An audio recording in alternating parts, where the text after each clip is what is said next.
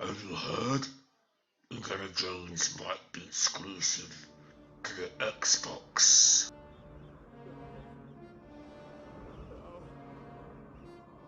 not true. That's impossible. Search your feelings. You know it to be true.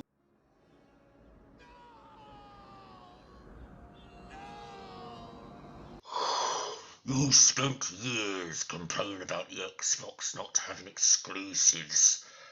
You forced Microsoft's hand. You forced the hand of Xbox, of Phil Spencer, and now he's buying exclusives. They're buying up studios, and you're all upset. Sony fanboys are on suicide watch. Join us. It is the only way.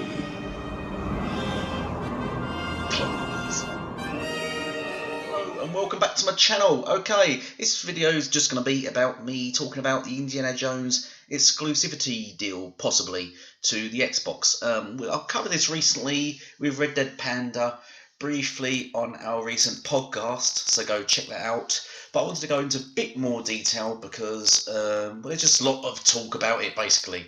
So I've gone to the Forbes website because Forbes are nice and biased. They really do like PlayStation. And I just want to, but their opinion is sort of what a lot of the silly fan base, and by silly fan base, I mean these guys.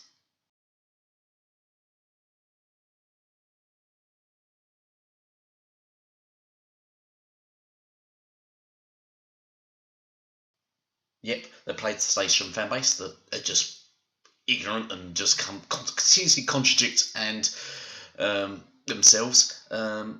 So what Forbes basically say: will the new Indiana Jones game be an Xbox exclusive or come to PlayStation? So let's sort of take a look into my opinion on it and sort of the opinion of the gamers. So the things they point out here, which is what people are pointing out. Firstly, that as they say, they don't think Bethesda games will be going multi-plat because they don't think Microsoft would spend 7.5 billion to put their games on PlayStation.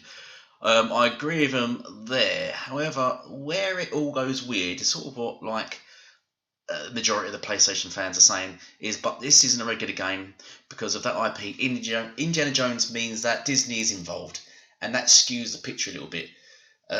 This is the best argument I could come up with for why the game wouldn't be exclusive.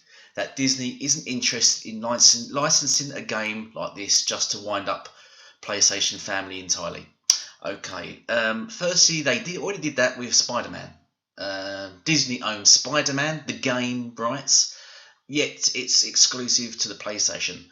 They do mention it here. I should note that Spider-Man was clearly a big licensed IP that was exclusive to PlayStation. Yep, completely debunking what you've just stated just above. But Sony's involvement with that license makes it sort of unique situation. It doesn't make it unique at all. Sony didn't even own the dev team at the time, Insomniac. Sony didn't own them. Sony didn't own the IP of the Spider-Man franchise for the game at the time.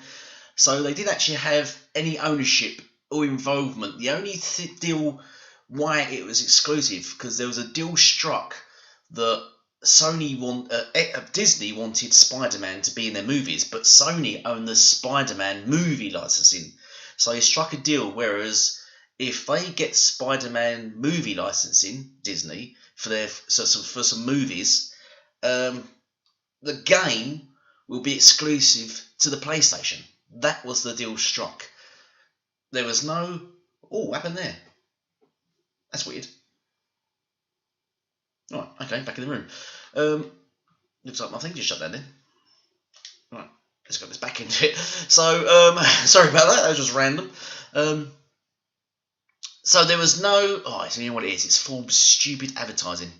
Why do all sites do this nowadays? Just going on another rant now. They just spam adverts all over your screen and you just can't read anything.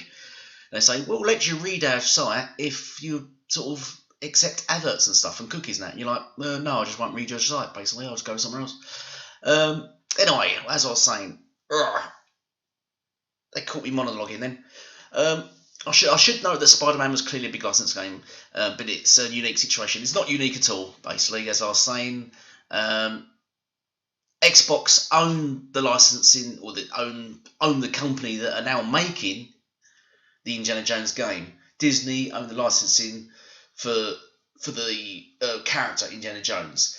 So it's more or less the same as the Spider-Man deal.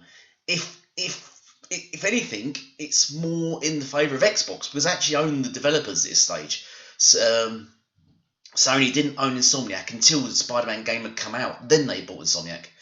So there's more using their logic. It's more likely that this game will be, Indiana Jones will be exclusive than Spider-Man was, and it was, as we know.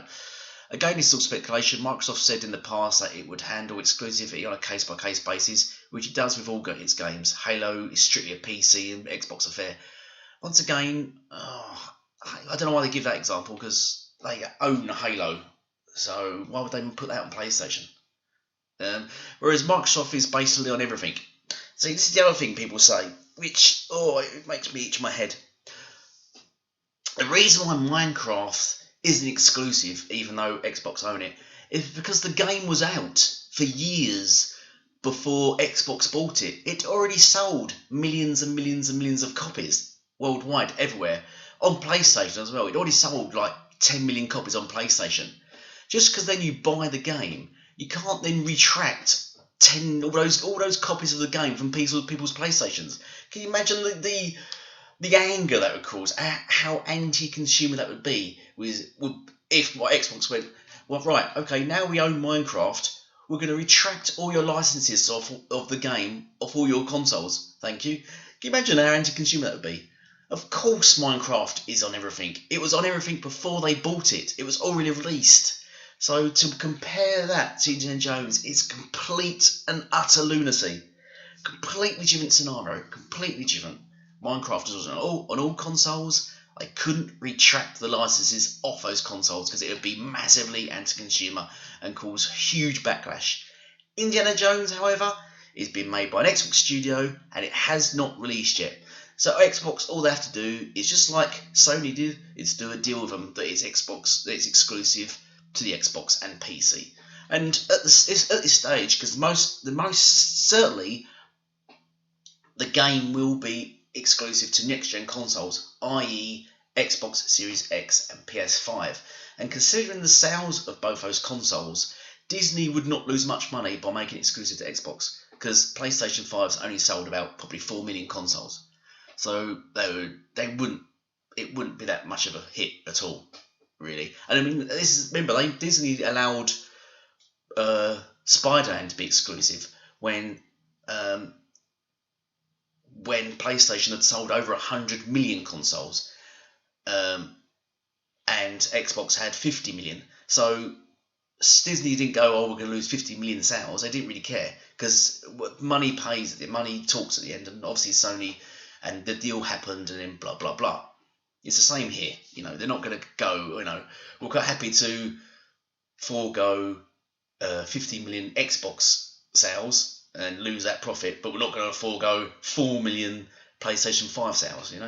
It's, if you look at it, it makes logical sense if this game is exclusive in every way, and I massively won't be surprised if it is. Also, there's apparently quite a few things in the news that are going to come out game-wise this year, and Phil was already touched on. He said there's going to be one massive IP which will be exclusive, which will yet to be announced.